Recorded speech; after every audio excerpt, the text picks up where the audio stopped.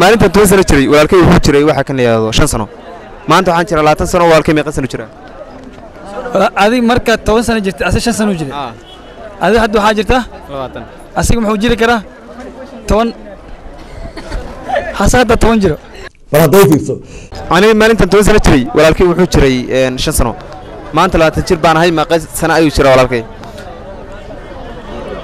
walaalka 10 sano waa inay ka shaqaysiisaa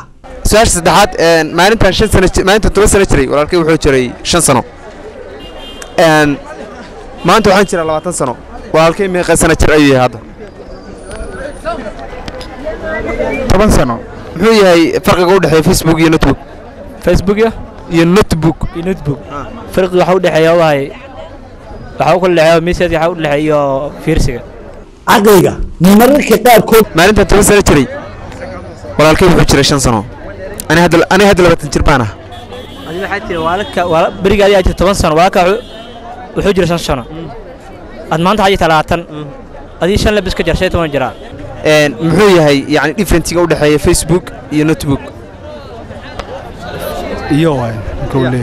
iyo maalintii aan 10 sano jiray walaalkay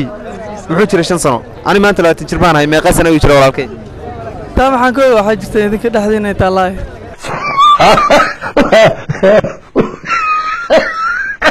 عاصمة أفريقيا واتما عاصمة أفريقيا وصوب مقدشو waxa la doonayaa fariinta ninkuu ku sheegay mar buu horta wuxuu doonayaa inuu ka soo dhaadhiciyo wax Facebook iyo Notebook maxay tahay farqiga u dhaxeeya wax buu ma dhaxaa barnaamijka dadweynaha wax ka dhaxa kana waayo muxuu yahay yani farqiga u dhaxeeya TV iyo television waxba aydan waxba iyagana uma dhaxeeya maalintan 10 sano jiray walaalkay wuxuu jiray 5 sano